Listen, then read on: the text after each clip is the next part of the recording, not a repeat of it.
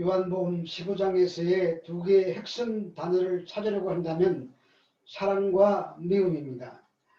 예수님께서 자기의 백성들을 위하여 십자가를 지신 것을 사랑이라고 하십니다. 그리고 그 사랑을 그의 백성들에게 가르쳐 주시면서 서로 사랑하라고 하셨습니다. 그런데 타락한 인간이 서로 사랑하는 것은 불가능한 일입니다. 그래서 참 포도나무이신 예수님께 꼭 붙어 있으라고 하셨습니다.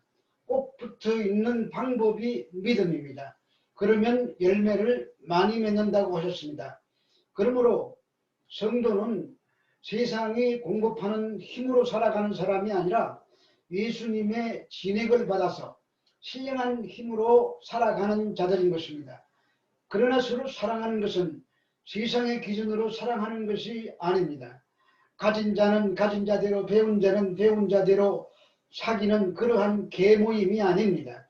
주님 안에서는 어떠한 사회적 신분이나 지위의 고하가 없습니다.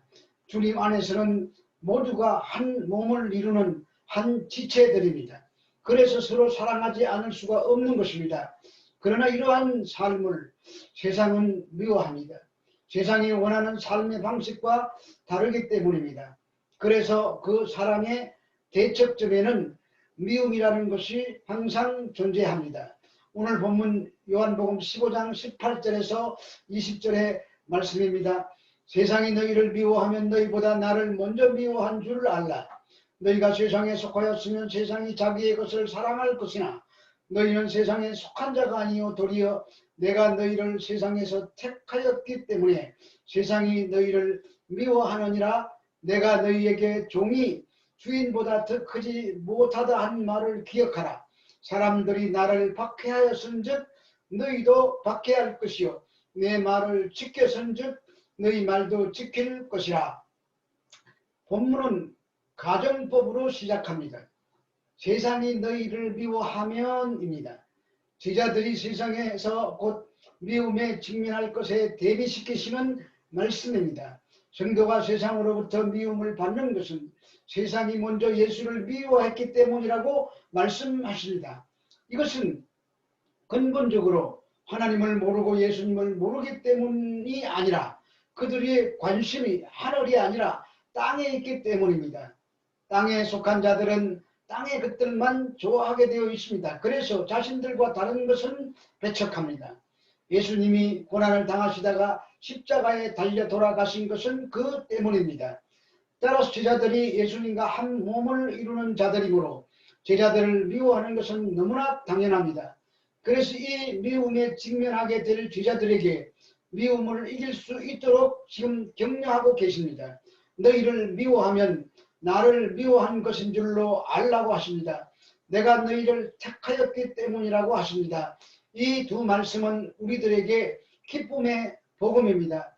너희를 미워하면 나를 미워한 것이라고 하십니다. 주님과 우리가 한 몸이라는 말씀입니다. 내가 너희를 택했다고 말씀하십니다. 천국 백성으로 택함을 받아 생명책에 이름을 기록해 놓았다는 말씀입니다. 우리가 세상으로부터 미움을 받을 때 이보다 더 큰 위로와 기쁨은 없을 것입니다. 미움을 받거든 기뻐하십시오. 생명책에 이름이 기록되어 있다는 것과 하고 오는 세대의 그 많은 사람들 중에 내가 택함을 받았다는 그 기쁨으로 미움을 찬송으로 바꾸시기 바랍니다. 종이 주인보다 크지 못하다고 말씀하십니다. 주인 대신 예수님께서 먼저 세상에서 고난을 당하셨습니다. 온갖 고난을 다 당하시고 강도처럼 정죄당하셨습니다. 가시관에 찔리시고 사지에 못질을 당하셨습니다. 주인이 그런 일을 당했는데 하물며 종들은 말할 것도 없다는 말씀입니다. 그러므로 우리가 서로 사랑하다가 미움을 받게 되면 그것은 축복의 결실입니다. 오늘 본문 21절에서 24절 말씀입니다. 그러나 사람들이 내 이름으로 말미암아 이 모든 일을 너희에게 하리니 이는 나를 보내신 이를 알지 못함이라. 내가 와서 그들에게 말하지 아니하였더라면 죄가 없으셨으리니와 지금은 그 죄를 핑계할 수 없느니라. 나를 미워하는 자는 또 내 아버지를 미워하느니라. 내가 아무도 못한 일을 그들 중에 하지 아니하였더라면 그들에게 죄가 없었으려니와 지금은 그들이 나와 내 아버지를 보았고 또 미워하였도다. 세상에 대한 경고의 말씀입니다. 내가 말씀하셨기 때문에 그 죄를 핑계하지 못한다는 말입니다. 그러므로 예수님을 미워하는 것이 바로 죄의 증거이며 이것은 하나님을 미워하는 것입니다. 예수님이 말씀하셨고 예수님이 아무도 하지 못한 일을 하신 것으로 이미 저희들에게 그 죄가 드러난 것입니다. 예수님만이 하나님을 바르게 드러내신 분이십니다. 예수님의 말씀과 행하심으로 참 하나님이심을 드러내신 것입니다. 그러므로 예수님의 말씀과 그 행하심을 믿지 않는다는 것은 결국 하나님을 미워하는 것입니다. 유대인들은 자기들이 율법을 지켰으므로 구원받는다고 생각했습니다. 그러나 믿음이란 자기의 행한 것이 없는데도 은혜로 의롭다 하여 주시는 분을 믿는 것을 말합니다. 그래서 그분과 하나 되는 것입니다.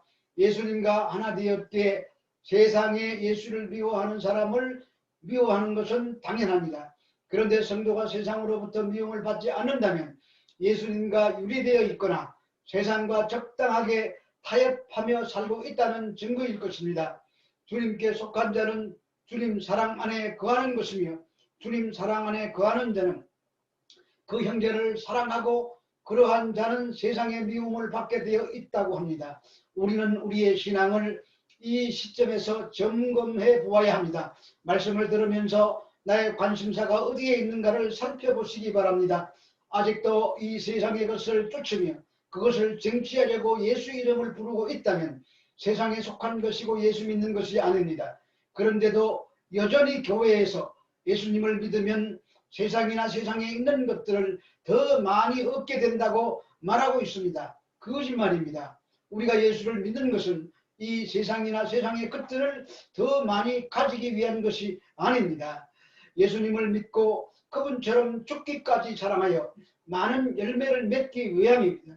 아직도 무엇이 바른 복음이고 무엇이 복음이 아닌지 구분하지 못하는 교인들이 많습니다. 아니 목회자들 가운데도 많습니다. 이 말을 듣고 반감이 생기는 사람도 있을 것입니다. 그는 목회자가 아니라 소경이며 그는 성도가 아니라 그냥 교인일 뿐입니다. 잘 판단하고 이제라도 돌이켜야 합니다. 그것이 회개입니다. 요한일서 3장 13절로 16절의 말씀입니다. 형제들아 세상이 너희를 미워하여도 이상히 여기지 말라. 우리는 형제를 사랑함으로 사망에서 옮겨 생명으로 들어간 줄을 알거니와 사랑하지 아니하는 자는 사망에 머물러 있느니라. 그 형제를 미워하는 자마다 살인하는 자니 살인하는 자마다 영생이 그 속에 거하지 아니하는 것을 너희가 아는 바라. 그가 우리를 위하여 목숨을 버리셨으니 우리가 이로써 사랑을 알고 우리도 형제들을 위하여 목숨을 버리는 것이 마땅하니라.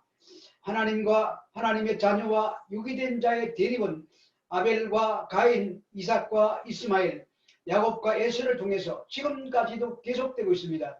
이러한 사실을 요한은 미워하여도에 해당되는 헬라어 미세이라를 현재 시상으로 기록하고 있습니다. 아직도 이런 현상이 계속되고 있다는 말입니다. 불신자들은 이 논쟁의 대상이 아닙니다. 믿는다고 하는 자들 가운데 가인과 에서와 이스마엘에 해당되는 유기된 자들이 있다는 말입니다. 우리가 형제를 사랑함으로 사망에서 옮겨 생명으로 들어간 에서 요한은 생명으로 들어가기 위한 조건으로 형제 사랑을 논하고 있는 것이 아닙니다. 생명으로 들어간 자의 증거가 형제 사랑이라는 것으로 나타난다는 말입니다. 그러므로 형제 사랑이 없는 자에게는 영생이 있을 수가 없는 것입니다. 그래서 사랑치 아니하는 자는 사망에 머물러 있다고 하십니다. 아담의 타락 이후에 모든 인간은 다 사망 아래 놓이게 되었습니다. 그런데 예수님의 십자가를 통한 친구 사랑이 완성되었습니다. 그 결과 친구가 된 사람은 그 사망에서 건짐을 받게 되고 예수님과 관계를 맺지 못한 자들은 여전히 사망 아래 놓여 있는 것입니다. 본문 25절에서 27절 말씀입니다. 그러나 이는 그들의 율법에 기록된 바 그들이 이해 없이 나를 미워하였다는 말을 응하게 하려 함이라. 내가 아버지께로부터 너희에게 보낼 보혜사 곧 아버지께로부터 나오시는 진리의 성령이 오실 때에 그가 나를 증언하실 것이요 너희도 처음부터 나와 함께 있었으므로 증언하느니라.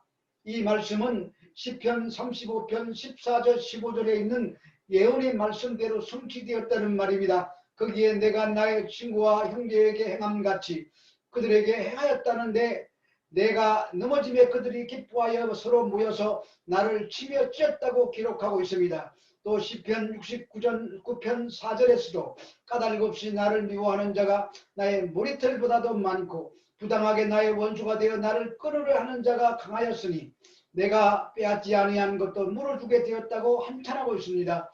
예수님께서 고난을 당하시고 십자가에 달려 돌아가실 것에 대한 예언의 말씀입니다. 이것은 다윗이 고난당하며 한탄한 고통의 부르짖음이지만 그 이 내용 그대로 세상은 예수님을 미워했습니다.